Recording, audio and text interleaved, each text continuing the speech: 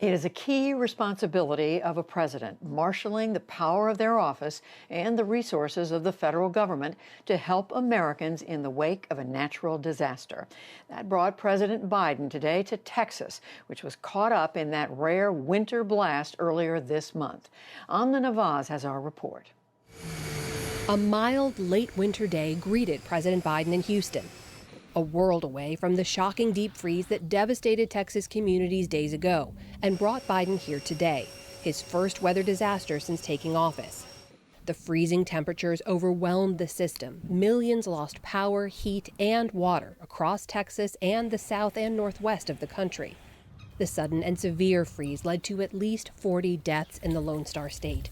Boil water orders are still in place for more than 1 million people. I think expectations on President Biden are high. Eric Stern, professor at the University at Albany, studies emergency preparedness and how leaders respond to crises. He has presented himself as a person who has known suffering and who can comfort people who are going through hard times. As of Tuesday, FEMA says it supplied more than 1 million meals, 1 million gallons of water, and more than 100,000 blankets, plus support for critical infrastructure. President Biden approved disaster funding for more than 120 Texas counties, but earlier this week, Republicans and Democrats from Texas's congressional delegation sent this request to the president to open up funding to all 254 Texas counties. After waiting for a visit time the president thought less disruptive, Biden's first stop today was the Emergency Operations Center. You're saving people's lives, and you're doing, as my mother would say, sure, you're doing God's work, kid. Get to work, guys. Got a lot of food to separate. Later, he spent time with volunteers at the Houston Food Bank, the largest such facility in the country, serving over 1 million people. It's an incredible place they're doing, and they got so many talented people here.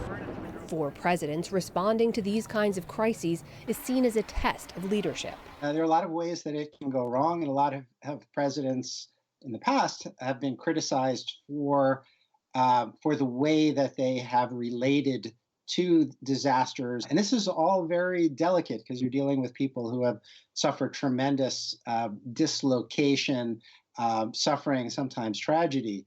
George W. Bush was forced to admit he should have, quote, intervened faster back in 2005 after Hurricane Katrina. In 2012, Barack Obama was hailed for leading a swift bipartisan response to Hurricane Sandy.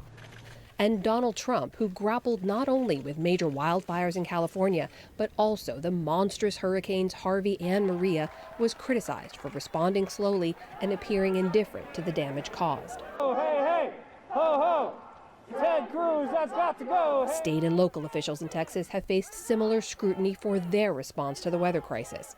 Republican Senator Ted Cruz drew outrage when he left for Cancun with his family during the mass power and heat outages. And Republican Governor Greg Abbott was panned for using a Fox News interview about the crisis to criticize Democrats' energy policies. If the Biden administration is going to try to eradicate fossil fuels in the United States, every state is going to constantly have challenges like what America has seen take place in Texas right now. Today, Abbott accompanied President Biden on his tour of Houston, and the president spent much of his visit listening. This is a tough balancing act for leaders to manage, and it's quite easy for them to go too far in one direction or another and for it to go very wrong.